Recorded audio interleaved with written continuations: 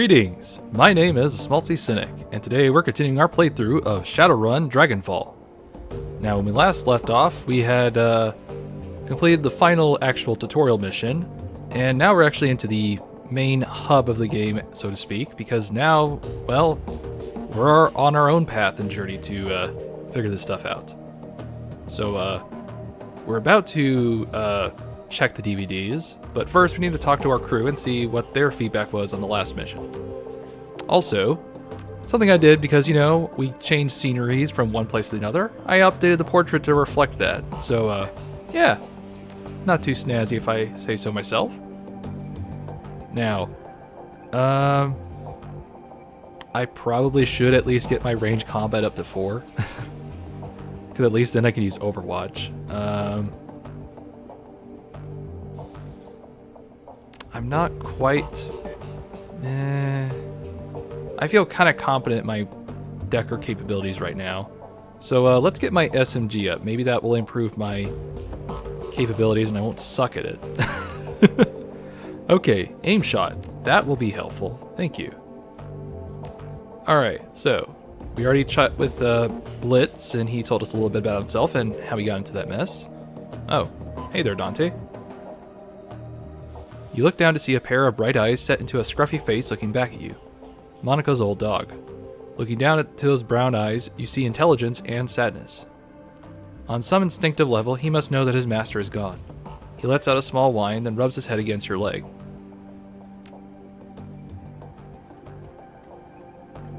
Well, don't worry, old boy. We'll get there. Hey, boss. Dietrich gives you a slight nod. What can I do for you? Any thoughts on that last run? Well, we found winners. That's something, I guess. This whole thing has left me feeling uneasy, but at least we have some direction to look in. Hey, how you holding up, buddy? Dietrich shakes his head, a wistful expression on his face. Nah, no harder. But I'm less buttoned up than others are. Iger will never let herself show any weakness, and Glory, well, she's too full of chrome to feel much of anything. Me, I don't give a damn. I spent too much of my life putting on a show for others already. Such as... I used to front a punk band, way back when. Believe it or not, I spent a pretty good chunk of my life on stage. You know, you do kind of look like a punk rocker, to be honest. Whenever we weren't playing, I was living up to our fans' expectations, spouting off, getting into fights, getting drunk, and getting laid. Not a bad life, all things considered. Well, at least you're being honest about it. So, how exactly did you go from fronting a band to running the Shadows? Wasn't as big of a leap as you think. I already had a healthy disrespect for authority, and I had the magic to back it up. Can't deny that. One thing about shamanism, as long as you keep your idol happy, it doesn't matter what else you do. The Dragon Slayer chose me to be his servant, and as long as I was scrapping with someone bigger than me, he didn't care much whether I did it on stage or in the shadows. Okay. Say, can you sing? He regards you with a critical eye. I was the front man for a punk band, boss. Fuck no, I can't sing. He grins, but I wasn't half bad at riling up a crowd. Well, depending on your band, you could just be the screamer or something. I mean, well, I guess punk rock, well, yeah, there's a lot of screaming in punk rock. I'm more of the progressive rock in heavy metal bands, kind of like, what is it? Why can't I think of it? I don't want to say Metallica, I was trying to think of something else. Hammerfall. Wait, is that it? Or is that the song name? It's been forever since I listened to a band like that. Anyway, what's your band called? Maybe I've heard of it. Oh, I doubt it. We never got any airplay. Oh, come on. Tell me. Alright, if you insist. The band was called Mr. Kampf, spelled out just like it sounds in big capital letters with an exclamation point. We weren't a big act or anything. We sold a few records here and there, toured around Europe. We had a decent following in England, and we holed up in London from 31 to 36. Spent most of our time slumming around the East End, and picked up enough Cockney to irritate the folks back home. Boy, you must be ancient. Truth be told, that whole chapter of my life is a bit of a blur. We didn't do it for the fans or the fame, and we sure as shit didn't care about the money. All that mattered to us was staying young, drunk, and angry. Well, youth is wasted on the young, as they say. He takes a moment to examine his gnarled hands, a sad smile on his face. We managed the second two. Good God, where has the time gone? Theatrus shakes himself from the reverie and looks back at you. The familiar easy grin returns to his face. Well, anyway, boss, everything ends eventually, and I washed my hands all of this years ago. So let's change the subject, if you don't mind. So, what was that you said about the Dragon Slayer?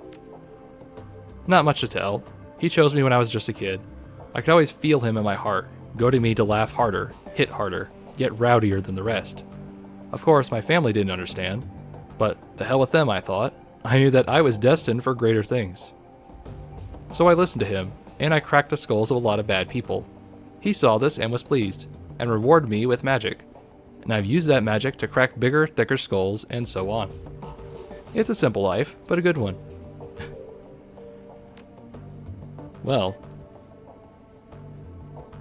he's a character, don't you think?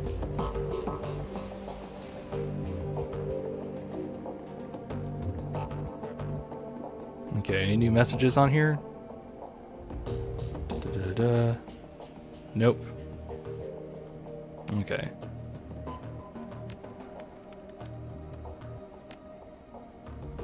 Oh, okay, so we can post this for some moolah.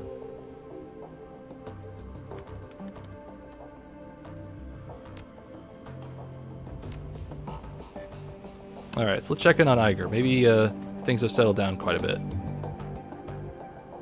Iger turns to face you. There's a pained look on her face. Look, I owe you an apology. I'm listening. When Monica died, I was pissed. That probably doesn't come as a huge surprise, but I took out that anger on you, and I shouldn't have. Seeing Winter's body like that was enough to convince me you couldn't have done anything to help Monica. Neither could I. We're dealing with something new here. Monica was a good friend, her death hurt, I got carried away, and I said some things that I shouldn't.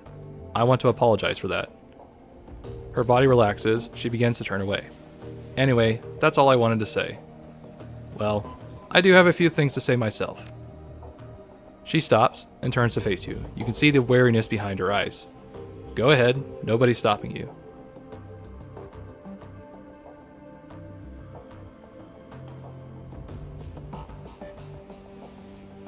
Look, right now, as a team leader, I recognize that we need you now more than ever, so I'm glad that you're on my side.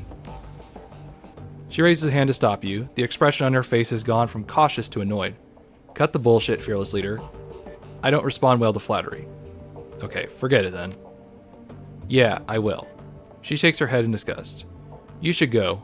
I got prep work to do for the next run, and you got more important things to do than watch me pack my gear. Okay, so we should have taken the advice of being more firm, but whatever. It's the whole point of role-playing, right? Okay, so how are you holding up, Glory? Don't worry about me, I'm solid. Well, if you're good, then I guess I'll trust you. Okay, so she's not really opening up at the moment. Alright. We'll leave her be. Already pissed off one party member. Okay, so we were going to explore the town a bit and talk to some residents and see what we can do.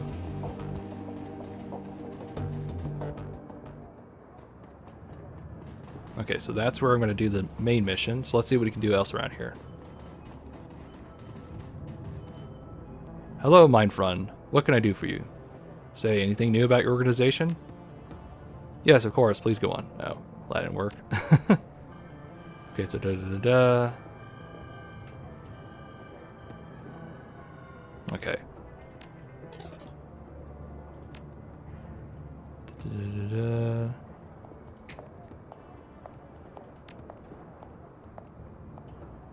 Okay.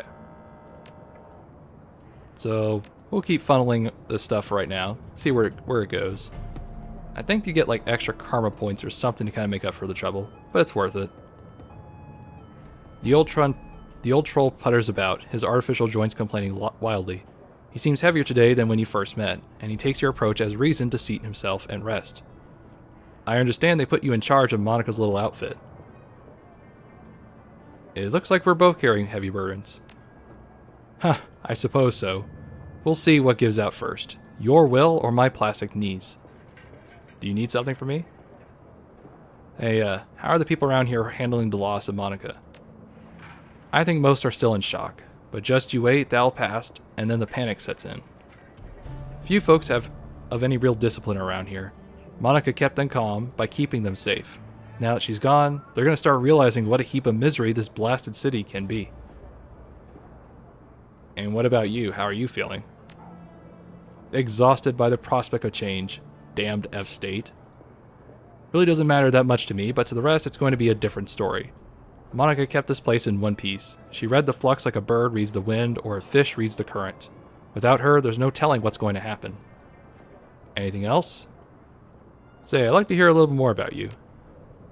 Let me guess. You want to know how I lost the legs.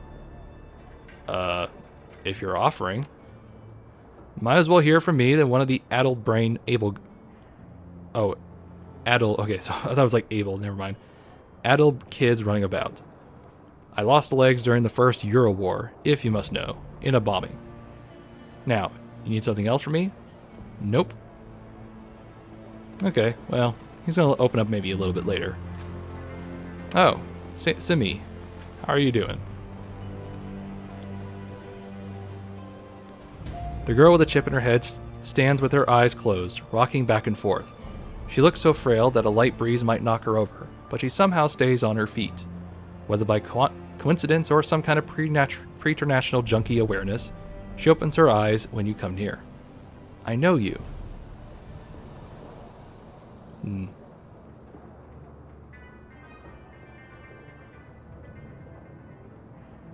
Smaltzy, pleased to meet you, miss. Kim, which leads to Kimmy, which leads to Simi.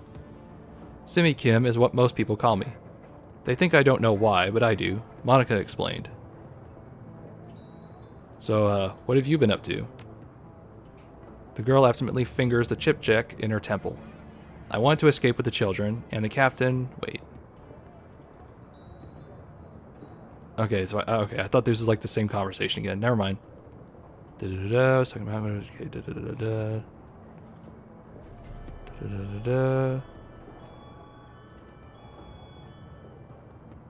Okay.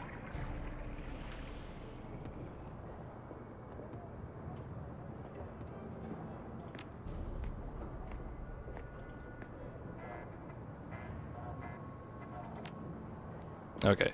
Totally botched that conversation, but whatever. Not much I can do at this moment. Alright, anything I can do with the phone booth, perhaps? Nope. Didn't think so. Alright, what do we got in this area?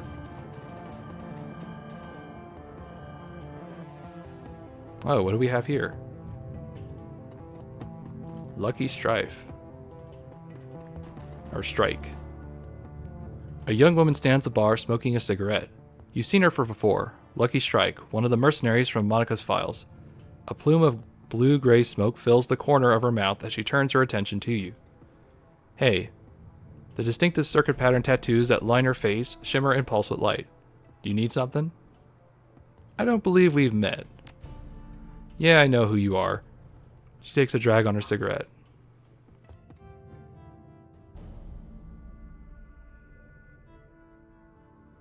How you holding up, champ? I heard what happened to your boss.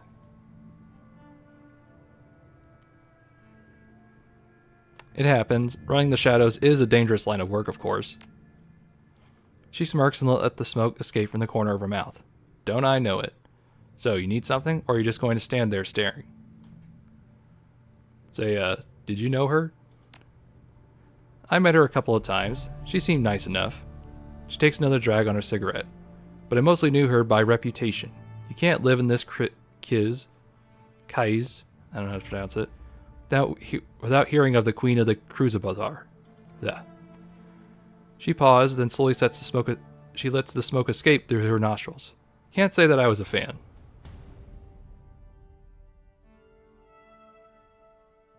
Well, that's your prerogative, but then you really didn't know her.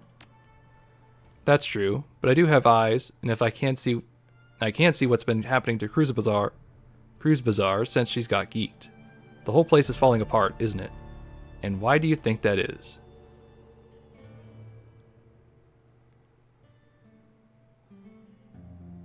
Well, my guess would be a variety of factors are to blame, but it sounds like you're going to blame it all on Monica.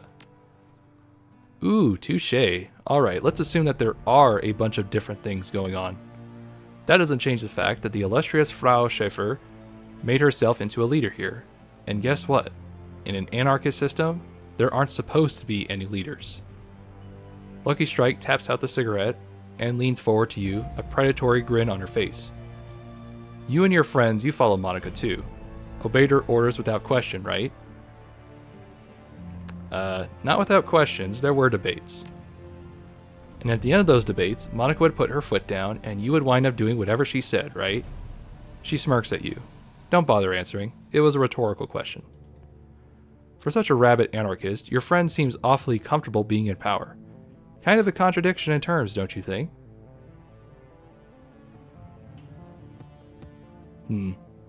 So this is a bit of another role-playing opportunity here. That's fair, but you aren't going to change my opinion on Monica. I wasn't trying to.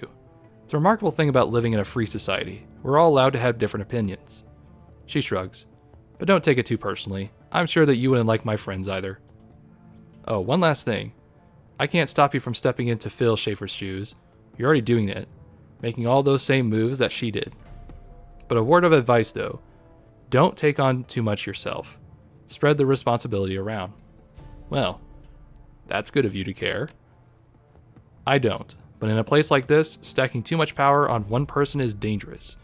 Not just for that person, but for everybody. The last thing we need is for you to eat a bullet, and for this whole place to fall apart again. I can't tell if she's a friend or a foe.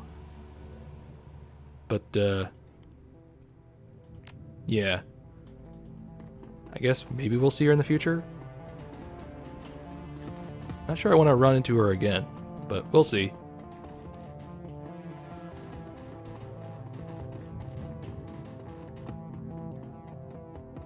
Pulling those semantical games with me. Uh-huh.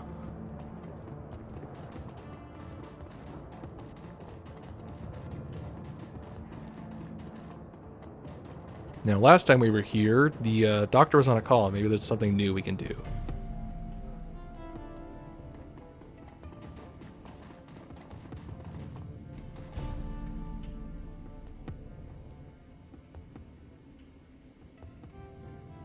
Say, I found this schematic. Do you think you can hook me up with this chrome? Very nice. The design appears to be simple enough. Yes, I think I can provide you this. It won't be cheap, though. Well, how much are we talking here? Oh, here it is. When triggered, accuracy is increased by 6, and incoming damage is increased by 3 for 3 rounds. Well, that's interesting. Unfortunately, that would blow through all my budget, so we're not getting that. No, sir. At least not for now. But it's nice that they have these unique things that you can kind of get as you play and change up your playstyle a little bit. So that's appreciated.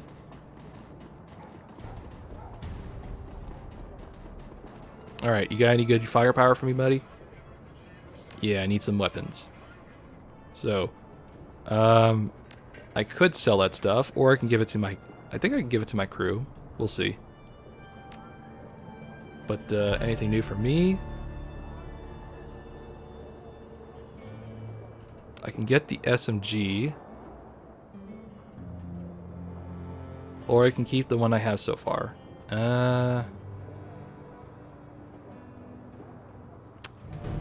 What can I sell off? Well, I could definitely sell that. And I don't think I'm going to use a drone, so we can sell off both of those. Okay. Maybe I'll do... Actually, no. Just get it now. I'm not going to fiddle with it for right now. Okay. I think the smart link gives you a bonus or something. I'm pretty sure. Otherwise, why would it cost more? Okay, so now we got 1,500 new yen. Small price to pay for better equipment. Yeah, I'm pretty sure I can buy all this stuff for my teammates. Because otherwise they would have pretty shitty gear for the rest of the game. And that would not be a good idea. Okay. I think that's a new person. Well, we can see if there's anything new in the magical shop. Not that I can really buy anything, but hey, maybe there's something new I can do with dialogue.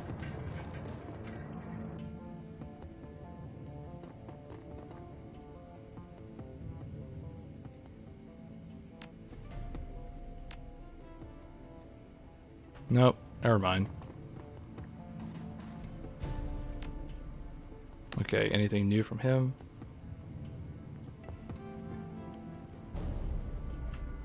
I don't think so, but you know, if I did another character and I would do a mage playstyle, that would be a very useful early game stuff with the willpower and charisma bonus, even if I never went into shaman stuff.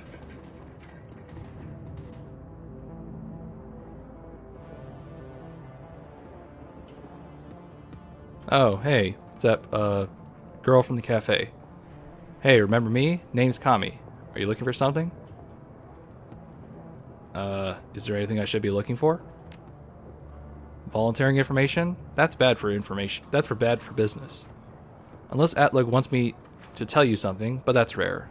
I'm just his eyes and ears outside the cafe. He's got enough of a voice all by himself. So, what's the story between you and him? Oh, surely you've guessed. Isn't he a little old for you? She whoops loudly and pats you on the shoulder. Oh, goodness no, listen. It's not like that. I'll tell you all about it sometime. But there's no need to worry about the nature of our relationship. Purely business, I assure you. She winks again, chuckling still. I'll tell you about it sometime. Right now, I have some errands to take. Come over sometime, we could chat over hookah or something, yeah? She lazily tips an invisible hat at you before turning her focus to a comm on her wrist. Well, that was awkward. Okay. Well, I'm curious. Let's try out this infamous cafe or coffee thing that we've heard only myths and stories about. The Turk leans to you, keeps his voice low. I have information regarding the matter my people were looking into, Ephidim. I have no idea what that word is, oh well. The one involving the surveillance device on my data tap. Atlug, I've already been waiting for my coffee for nearly an hour. Are you growing the beans out back? The coffee vendor shouts. Can't you see that I am speaking to an honored guest, you tower of quivering corpulence? Corpulescence? Jeez. His voice lowers again. Now then, as I was saying, we were fortunate that you happened upon that surveillance tap when you did. The people on the other end were planning a very bad thing, to be sure. Such as? I screwed that up. I tried to do the paraphrasing to see if it works, but whatever. Okay, so bad as in... Yes, quite bad. Monica Schaefer was very important to this community. More than most were. This Kais was under her protection. You know how it is in the Flux. The governance of a place like this is tenuous at best. You never know who is going to be in charge from one day to the next. I'm kind of getting that from the past mission, but yeah. But Monica was a stabilizing force, and not just because she was dangerous. She was smart, funny, and wise, and she had a way with people. They wanted to support her and to follow her because they loved her. When she was killed, it left an opening for others. It would have meant bloodshed and pain if this council had been allowed to continue their plan, but they did not. We saw to it, you and I. Okay, what happened? They have been reasoned with, let us simply say. The matter is settled and leave it at that. Kruezbasar will maintain its stability a while longer thanks to us. Now, what can I do for you, Ephidim? Would you like some coffee perhaps? Okay. I'm here, I want the good stuff. Very good. He hands you a ceramic travel cup, which he then fills to the brim with dark, streaming liquid. The scent is intoxicating. Is there anything more? Nope. I'll be going. So can I do anything with this? Oh boy, a Turkish coffee. But I can't do any damn thing with it. Good use of Nuyen. Alright. Now we need to get the DVD player. Welcome back. What can I do for you? Hey, I acquired this drone. Can you get it up and running for me? Yeah, probably. It might take a bit of doing, though. I love working on these old corp drones. Can't make you any guarantees, but either way, it's on the house. Okay, there. That sounds like a good idea. Okay, there's also something else I want to talk to you about. Say, I need to see your tech for a bit first. I don't think I'm going to need that right now, but that's a good thing at the moment.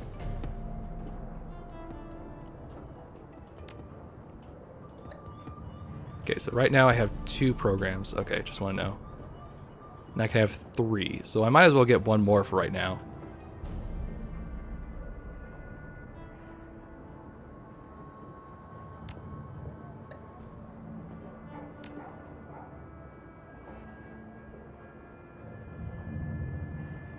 Okay, let's get the medic just because I could always use it. Makes the most sense.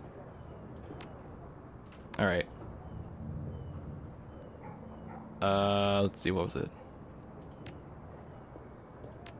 Is there any other things? I don't think. Yeah, she sells drones, outfits, but that's about it. Okay.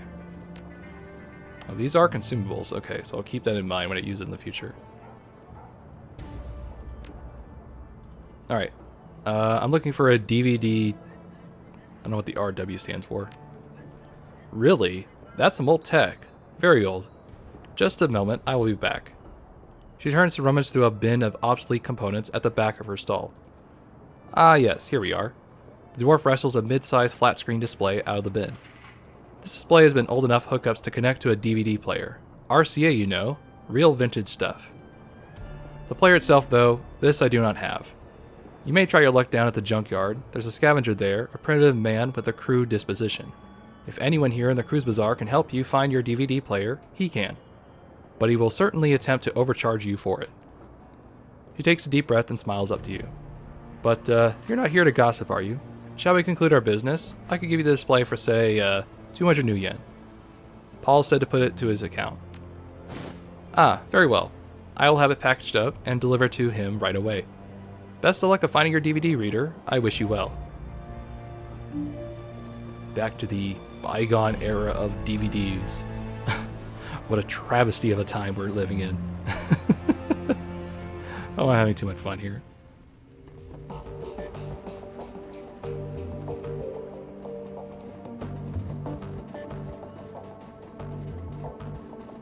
Now, I should be able to sell off some of my stash if I get it out of my things. Yeah, I'm not going to need these. That'll probably give me another 300 or 400 to make up for the stuff we bought.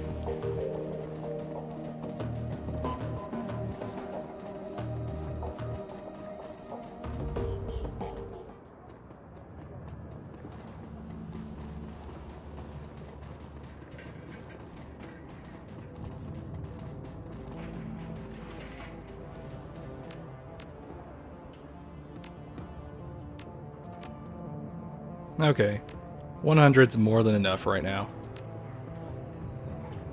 So I paid for that coffee basically with drugs. One drug for another, right? Okay, so here's Shroudy, or whatever you say his name is.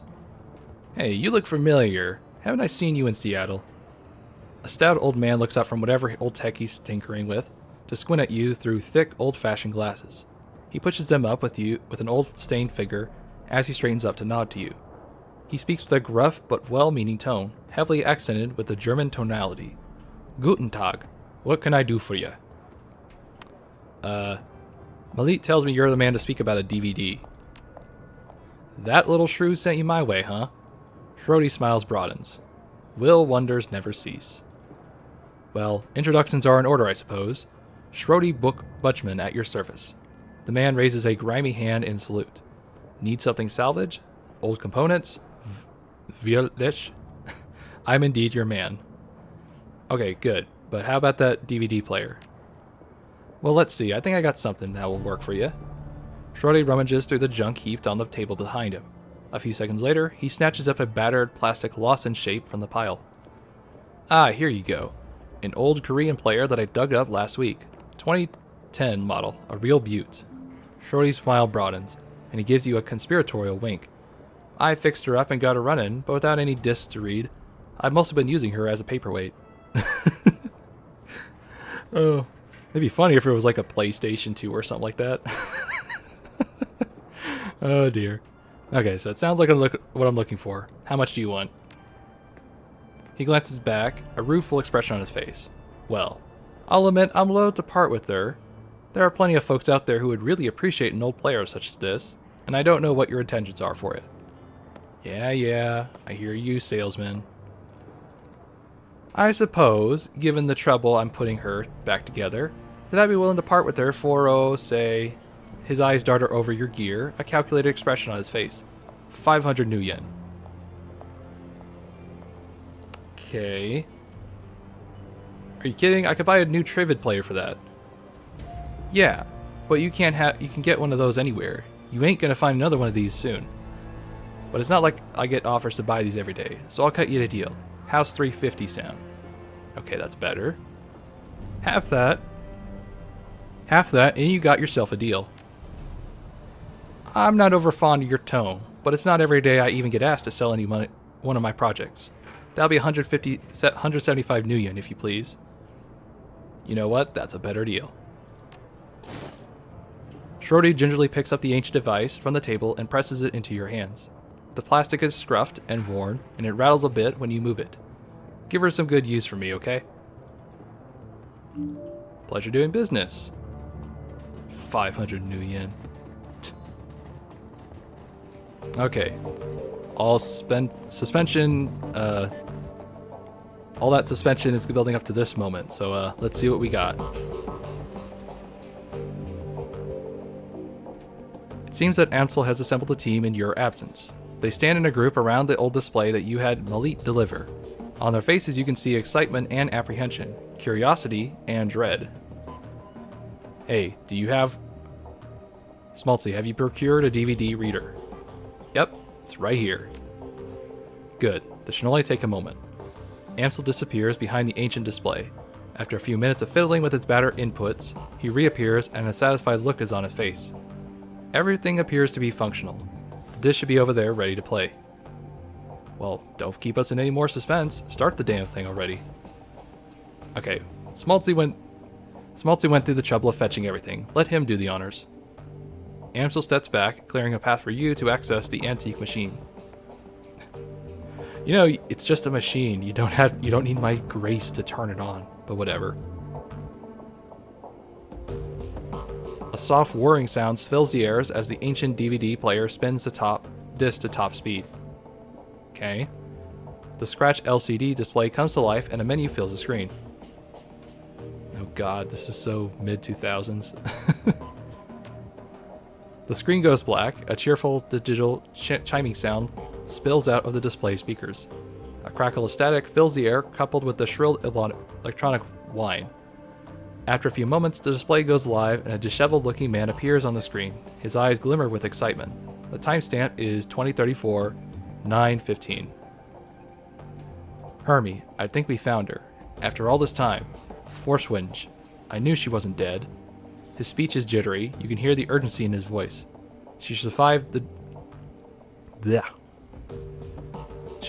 Dragonfall, just as I've always said.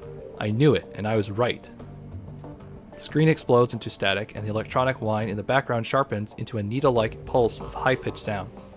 Somewhere in the background, Dante lets out a low whimper. The screen clears, and the excited face is closer to the screen than it was before. The words spill out of him in a breathless tide. Taking a team into the stocks to retrieve her. The radiation be damned. We will take appropriate precautions, of course, but we must go. Hermie, I think that the body may be nearby as well. Somehow she, has survived for all this time.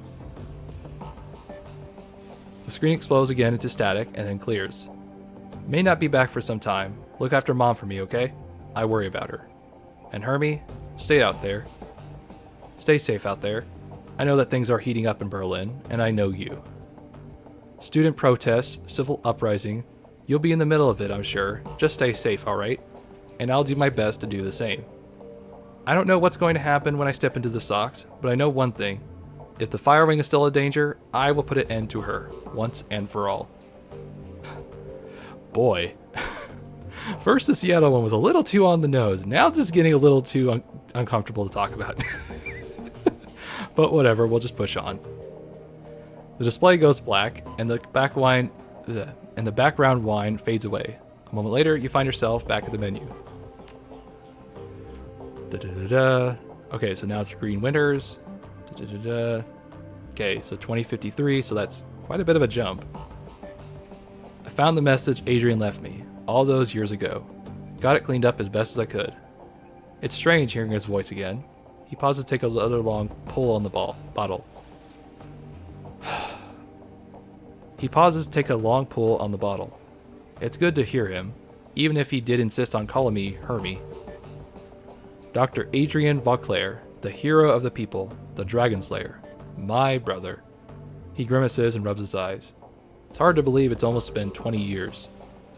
Alright, so I'm going to start recording these DVDs again. For me, for Adrian, and for whoever might wind up watching them. Every time I do this, it winds up feeling like a waste of time, but I keep doing it anyway, on the off chance that I'll find something important. If I stumble into the clue that leads me to my brother, I know that I want it on film. I've been doing this for almost 20 years now, after all, and there's no sense in quitting now. Christ, 20 years, all this time, and still no leads. Even with all my contacts and my resources. He takes another long swallow of cheap liquor. Even with all my legendary bullheadedness, I've made no progress at all. I haven't turned up a single goddamn thing. Want to hear something funny? The closest I've gotten to a clue was a rumor. Apparently a team emerged from the socks a while back. Nobody's clear on the date, and get this. He leans into the camera and gives a conspiratorial wink. Supposedly, they vanished without a trace. He upends the bottle, drains it, slams it back down to the table, and his eyes are rimmed with red. Not much of a rumor, considering. I already know that you're gone, big brother. I live with that every day. Abruptly, Winters leans forward and reaches for something off screen. The display goes black. A few seconds later, the menu returns. Oh man, this is a real talkative section here, huh? Okay, so this is 2054, so maybe a year or so later. I stumble across this archival footage of Forchwind's original attack, months before the Dragonfall. Easy to forget how devastating it was. Adrian saved a lot of people by bringing her down. I've got the footage all queued up to play, starting it now, additional comments to follow. Okay, am I gonna read this? Okay, no, I'm gonna synthesize. I'm gonna paraphrase this part because this is gonna take forever. Okay, July 6, 2012. Okay. Oh, this is actually a playable section. Okay. It's difficult to make out what you're seeing at first. The scene is dark and smoky, and the telltale flashes of emergency vehicles' lights flicker on the periphery of the screen. The camera pushes in, and you can make out two figures standing in a ruined landscape. All at once, the sound cuts in. Again, for those of you joining us, we are coming to you live from Stolzberg. A few hours ago, the dragon launched an unprovoked attack on the sleepy Hearts Mountain town, and you can see the results behind me: fire, ashes, and blood. We are joined tonight by a survivor of this latest and most horrifying attack. The reporter turns to a pale man standing behind him. Sir, I understand that you've been through a terrible ordeal. Thanks for taking the time to speak with us tonight. The camera switches to a middle-aged man with a haunted look in his eyes. He stammers out a reply. Yes, of course. If you could, sir, could you please tell the people at home about your experience? It was horrible, just pure chaos. So many people are dead, people I knew, roasted alive, or trampled to death trying to escape. My own house was burned to the ground during the attack. My family, we have nothing now. You all made it out through the attack though. Your wife, your kids. Yeah, we made it all. Yeah, we all made it out, thank God. We rode out the attack in a small shelter, me, my wife, and our 2 daughters. The shelter, it protected us, but the heat was just unbearable. We couldn't have stayed in there much longer than we did. How long were you holed up in there? 3, maybe 4 hours? I don't know. We just stayed inside until the heat died down and the screaming stopped. And what happened afterwards? When it was over, you know, when the air cooled down, the reporter nods and the man continues. We just stepped outside. There was nothing left, just smoldering wreckage and this dense cloud of black, oily smoke. And the stench in the air, God, that smell. It smelled like roasting meat. There was a long pause. From the tortured look on his face, you can tell that the man is struggling to decide whether or not to continue speaking. Eventually, he does. My girls, they found what was left of their nanny outside. Her body, what was left of it, was slumped against the shelter door. I keep telling myself that I couldn't hear her pounding to get in. But that isn't true. I could. I just couldn't bring myself to open that door. I couldn't risk my family. Not for her. Not for anyone. Thank you, sir, for taking the time to speak with us. Yeah. You heard it. You heard it here, an absolute chilling account of tonight's attack. Again, the town of Stolzberg has been reduced to ash, another victim of the Firewing. Stay with us for more to the minute reporting on Forschwind's Reign of Terror. Oh, that was long-winded. Greenwinter's face reappears on the screen. Okay, it's time for a new approach. Adrian's a now complete dead end. That much is pretty clear by now. So I'm going to do some digging on the dragon instead. Let's see where this goes. Oh, sweet Jesus, there's still half of it left to go.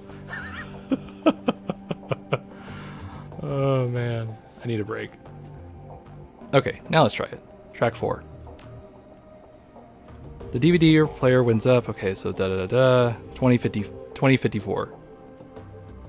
Well, that was a bust. Little progress on the dragon either. He shakes his head. I don't know. It feels weird. The information is all there. It's just wrong, somehow. It's too well laid out. Too simple. Real life is messy, and this just feels a little too neat. That's not the only thing that's nagging at me. I'm getting that tingly feeling all the way up and back of my neck again. It feels like I'm being tracked. I'm no Matrix hotshot like Clockwork or Schaefer, but I'm pretty good enough to know when someone's on my scent. Gotta install some new security measures. Can't be too careful. The image disappears and the display goes black. A few seconds later, the main menu returns. Okay, so we apparently knew Monica, at least, at this point. Okay, Alright, still 2054, so this must be a little bit closer. The face of Green Winters winks onto the screen. He is seated at a computer, and on his left monitor fills the screen, Okay, so now he's panicking. Christ, I'm getting a little too close to something. There's a trail of bodies, and there's been disappearances. Gearbox, Mauritian, Paragene. They've all disappeared within the past few years. Gearbox just went AWOL yesterday. Oh boy, I could take that out of context. And they were all making the same sorts of inquiries about the Firewing that I've been. Wait a minute. Gearbox, Firewing.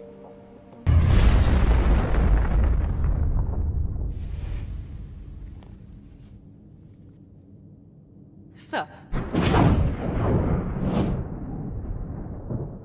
I can think of a couple things with that. There are some ghost stories spreading about the Decker community, stories about Deckers disappearing, and then showing up again later, but wrong somehow. Scary stuff, and I'm starting to think that it's true. Blitz leans in to whisper to you. I know the stories he's talking about, Chief. Never really put much stock into him. Not until now, at least. Could these rumors be related to what's happening here, or am I just being paranoid? He pauses for a moment, as if seriously considering the question. Then he shakes his head and slams his fist on the table. No, I don't think so. Something big is happening here. Try it again. Something big is happening here, and I'm right in the middle of it. Iger cups in. That's a bit of a leap. One other thing. Tolstoy told me a story about a kill team that might be related to all this.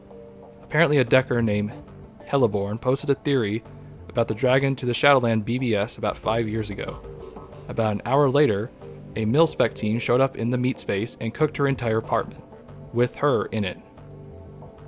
If what Tolstoy has told me was true, Heliborn live posted that event. Wait. When did streaming become mainstream? Huh, I wonder if it's based off it or something. Because, boy, again, looking back at this now, that almost sounds like a swatting incident, but just, just current year shenanigans, whatever. She described her killer, this great big orc with skin grafts. Oh. Then the whole thread disappeared, gone without a trace. Leap Eggerlove? Sounds like he's on the right track to me. She holds her silence, but concedes the point with a small nod. On the screen, Winters pauses. He looks like he's working up to something. Finally, he speaks. I'm just going to go ahead and say it. This has got to be the dragon. All of it. Adrian was right about her. She's still alive. And she's out of the socks. She's covering her tracks, working the shadows, preparing to rise again. And that means I have to find you, Adrian, for everyone's sake.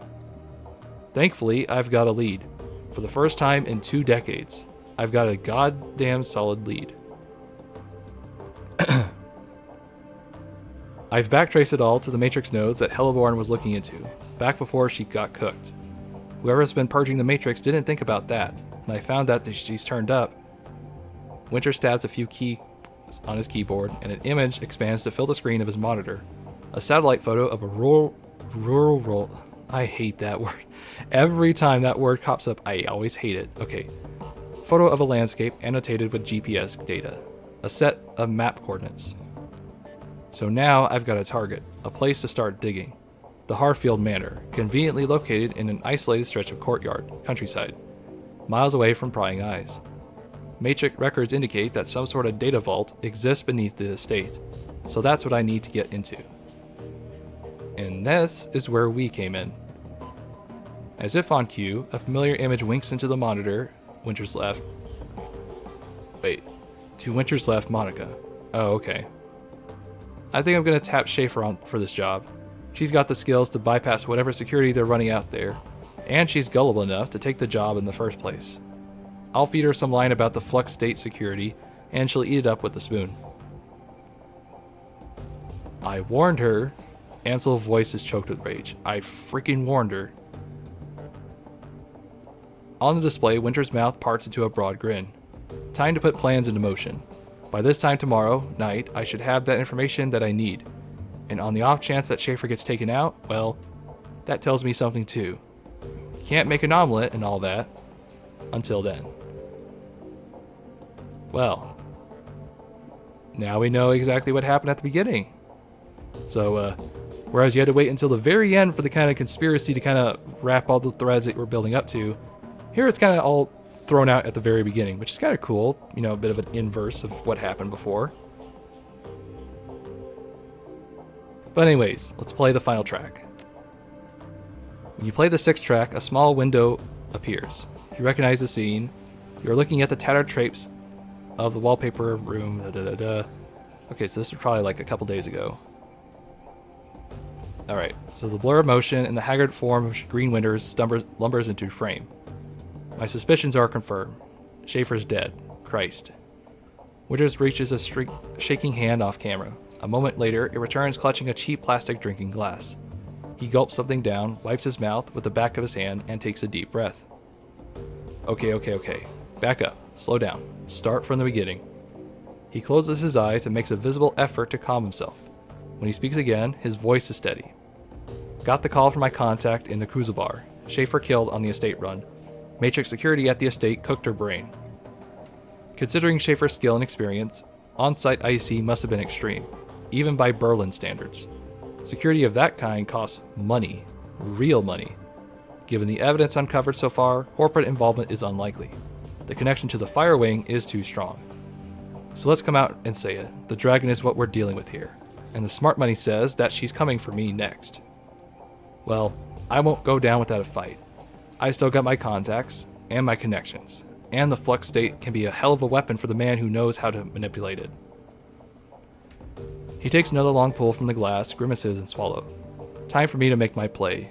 Ghost stories or no, missing deckers or no, I've got to jack into the matrix and start pulling strings.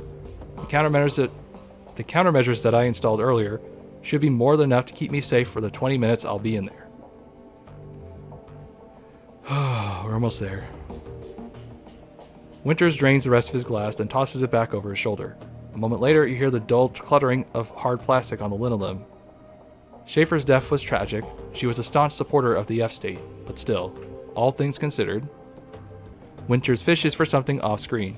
A moment later, his hand reappears clutching a data jack cable. Better her than me. He plugs the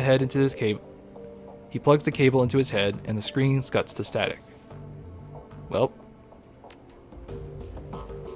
that definitely clears everything up so far. Okay, his face appears again. If you're watching this, then I guess they caught up to me. They will be after you too now. Blitz whispers into your ear again, more harshly this time. What the hell is this? Why didn't you warn me about this before I came in here? I could be a real douchebag here. Okay. Well, to be honest, we didn't know. Not exactly. Not exactly? I didn't come here to get hunted by a dragon. I'm not even part of this. Well, you are now, whether you like it or not. So quiet down and stop bothering him. Whoever you are, whatever you think you're after, you need to find Dr. Adrian Vauclair. Not because he's my brother. Because if the dragon is rising again, only he can stop her. You've seen what happens to people who get too close to this. I'm dead, and the dozens of others Okay. I'm dead, and dozens of others have died. You'll be next unless you can find Adrian. The screen cuts to static, and the message is over. The tray slides out of the reader. Oh, man. This is almost worse than the Returns, because at least Returns had it a little bit better paced at the beginning, but good lord. I need a breather every 30 minutes or so. Alright, so let's meet with Paul now. Maybe he can tell us a little bit more on what to do next. The room goes quiet as everyone struggles to process what you've seen on the DVD. Finally, Dietrich breaks the silence. A dragon. Son of a bitch. Green Winter set up against a dragon. The Firewing. Amsel's voice is thick with dread. She is alive. I'm really starting to regret the fact that I didn't just stay at the hotel. Iger ignores him. Wait a second. We don't know for certain. Dietrich lays a hand on her shoulder. The evidence seems pretty convincing to me, love. I'll take it a step further. I think that secret facility that we stumbled into was her lair. The room falls silent. Iger and Glory exchange glances. After a moment, Dietrich continues. Just think about it. The Decker that Winters got those coordinates from was posting about the dragon. Then she was killed by that same orcish bastard that attacked us after Monica died. That's a direct link between the dragon, the orc, and the Harfield Manor. And then Winters was killed by that same thing that killed Monica. Exactly. My gut tells me that the dragon is down there, somewhere far beneath the surface. I think that we knocked on the door to her lair without even knowing it. And I think that, given what we've seen, the dragon will do whatever it takes to keep us quiet about it. Okay, going on the assumption that there is a dragon, and that she will come after us, what do you propose that we should do?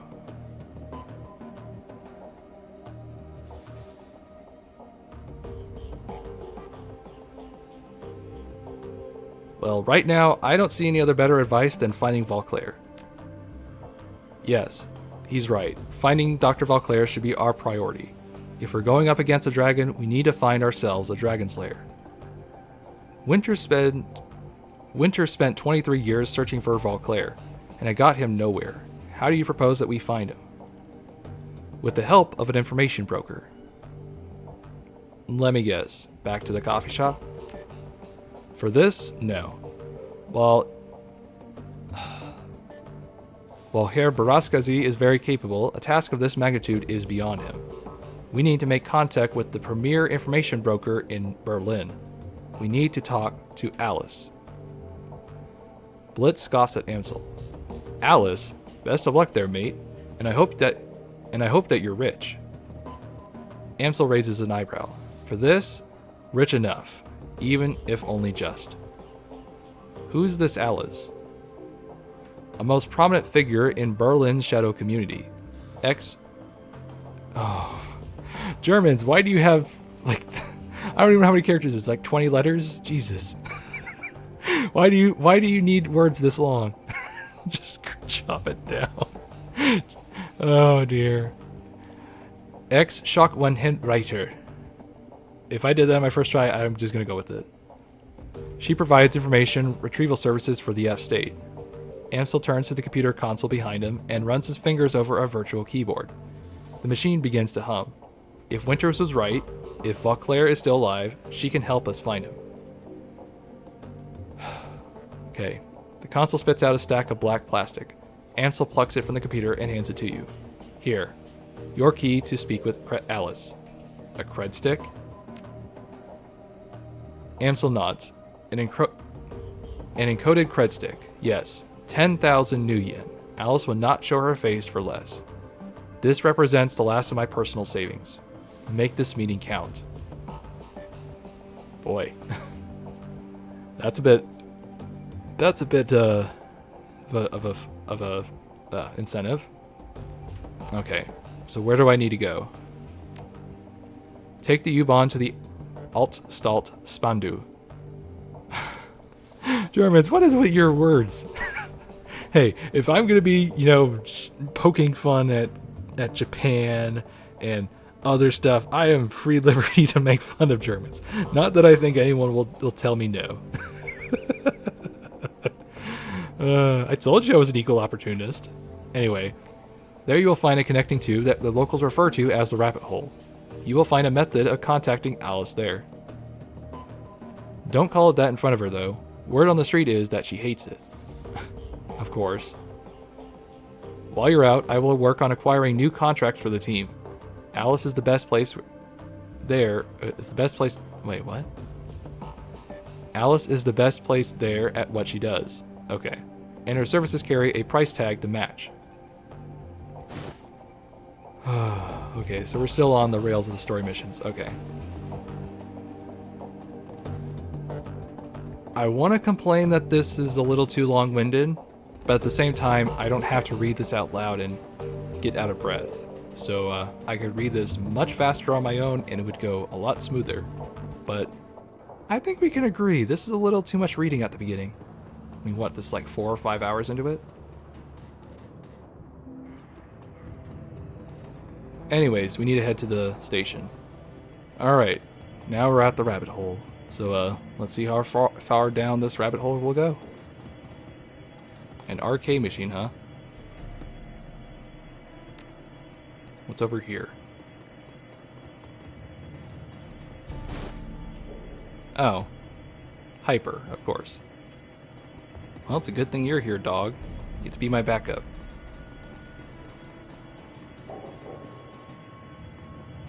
Alright, I don't see anything else useful. Let's use this arcade machine.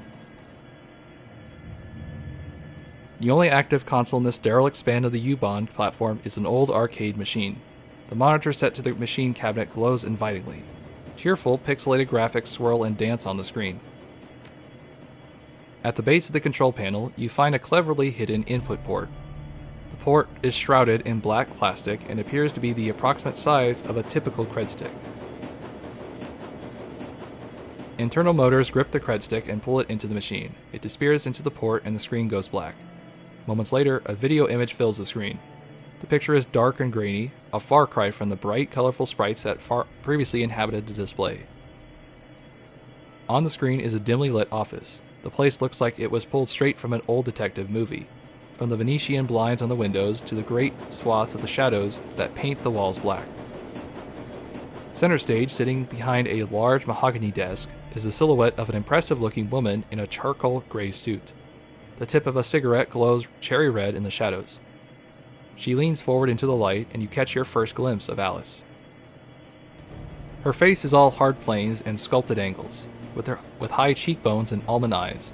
Her lips are painted a frigid blue, but the look in her eyes is even colder. A head of lustrous black hair is interspersed with flowing streams of neon light. Alice exhales a plume of smoke, then tips her cigarette into a nearby ashtray. She fixes her eyes onto you, and her lips curl into a humorless smile. We're on your dime, friend. Tell me what you're looking for. I need you to find someone for me, Dr. Adrian Vauclair. She raises an eyebrow. The Dragon Slayer? Interesting. He has been missing for some time. Yes, he has. The question is, can you find him?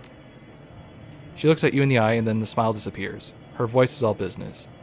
If he's out there somewhere, I'll find him for you. He should be living under an assumed name in California Free State, and I'll track him down. And if he's not alive, I'll tell you where you can find his corpse. Wait. Let's just keep going. Alice steeples her fingers. Alright, here's how this is going to work. When you give me the go-ahead, I'm going to start gathering information for you. Once I finish, you're going to bring me a cred stick encoded with an encryption key that I'll provide. That cred stick will have 50,000 new yen on it. When I get my cred stick, you get your information. This is the deal. Take it or leave it.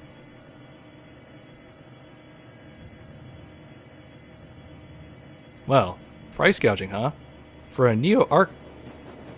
neo-anarchist, you behave an awful lot like an old world profiteer.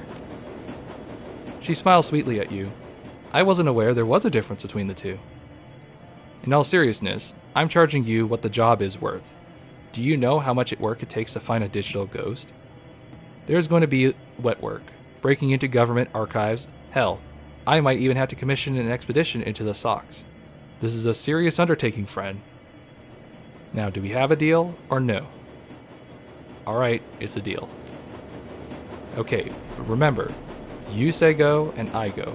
From that point on, you're on the hook to pay me for my fee. There's no turning back, no refunds. Are we square on this? Well, I don't see what choice I have. I need that information. Good. I'll be in touch. The screen goes black moments later. The machine reboots. The colorful sprites that you saw when you first approached the arcade return. There's nothing more to be seen here. Alice is gone. So, yeah. This is actually the kind of a genius kind of solution to the linear nature of the first game, by just basically making you have a big money pit that you need to pay off. But thankfully there are more than enough side options that you can fail, keyword. So as long as you get 50,000, you'll be fine.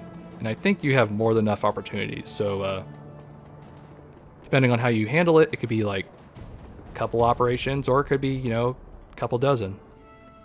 So let's meet back with Amsel and tell him what we found. Not sure he's gonna like the news.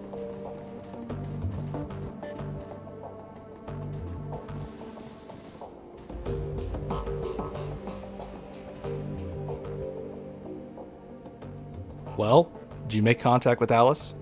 Yes, I did. She accepted your payment, and I ordered the search for the information we will need. Very good. I can't imagine this will come at cheap. What was her stated price? Well, you're right. 50,000 new yen. He shrugs. It's about as much as I expected. Thankfully, we are prepared for this. I have established contract with a number of new clients. You can find information on the jobs logged on your mission computer. One jobs file is on there already. While you're working to earn Alice's fee, I will continue to dig clues about Forschwinch. If she is, in fact, roosting under the Hartfield Manor, then there must be some evidence to support that fact. A dragon is a large thing to hide, after all. Okay, well, be careful. Remember what happened to Monica. I will never forget. Don't worry, I'm going to conduct my investigation the old-fashioned way, through contacts and dedication, and careful observation. I will not jack into the Matrix until this entire episode is finished. Probably wise. Speaking of doing things the old-fashioned way, Malit is working to recover information on those other DVDs. It's a painstaking process, and it will not be quick, but she is optimistic that she will be successful in time. Finally, I've been checking up on our friend, the orc with the skin grafts. I haven't heard anything back yet, but I'll keep you appraised as the situation develops. Okay, I guess I'll go check up on those jobs now. Oh, there's always one more last thing. One last thing before you go. Samuel Beckenbauer wanted me to pass a message to you. Do you know him? The orc from the shelter. Yeah, we met. Well, he has a job for you. He wouldn't discuss it with me, but he promised it would prove your time. Okay. Oh, okay. Now the actual main game starts. So, we're gonna try to at least, I don't know if we'll start the mission, because these are kind of lengthy missions, but we'll try to at least get there for this episode, because this is a bit of a long talking episode, so I apologize for that, but I can't do much about it. So let's see what Samuel has to say.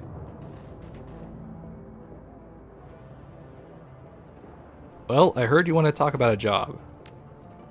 Yes, I do. Thank you for coming so promptly. He takes a deep breath and then slowly releases it and looks you in the eye. Tell me, what do you know about the Humanist Pulley Club? Okay. Not a lot. I don't pay much attention to politics. Humanists may call itself a poly club, but its goals are anything but political. The organization's objective is to spread fear and hatred of the metahuman races.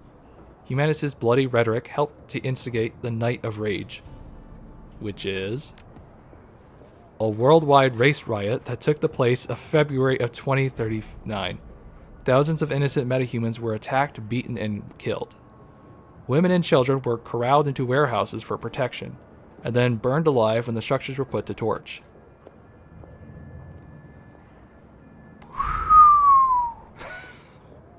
No comment. This is what Humanist stands for. This is the agenda that its leaders strive to advance. They will not be satisfied until all metahumans, everywhere, are driven from the face of the earth.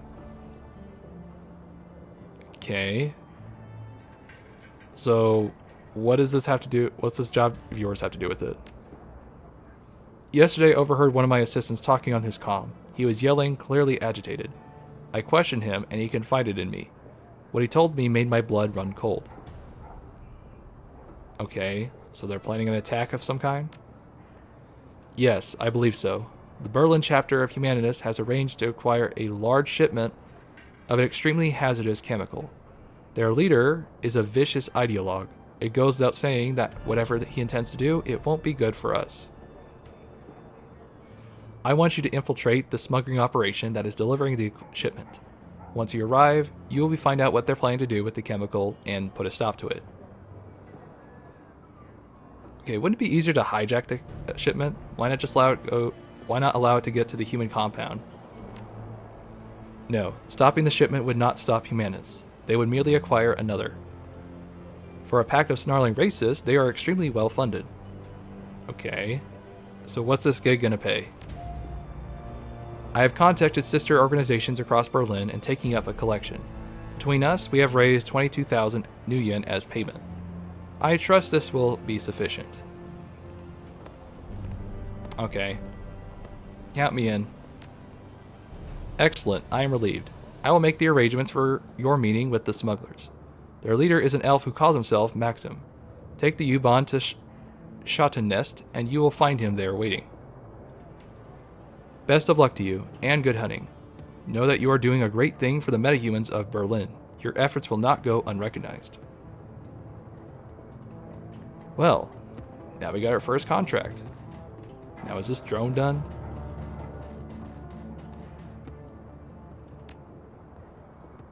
Okay. So, curious what other missions I have at the moment, but we'll see. Then I'll see if this is actually going to be enough to fill an episode or needs to be starting its own. So we'll figure that out shortly, hopefully.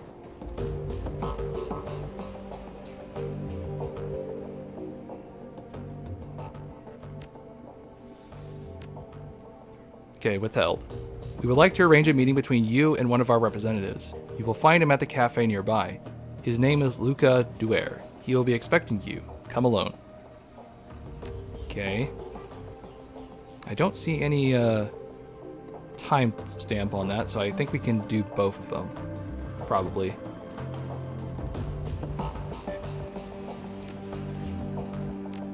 So let's save my progress at least. Okay, I think I know what's going on. You can't save while in motion. That's what I'm getting the gist of it. So let me see how long this mission's going to take.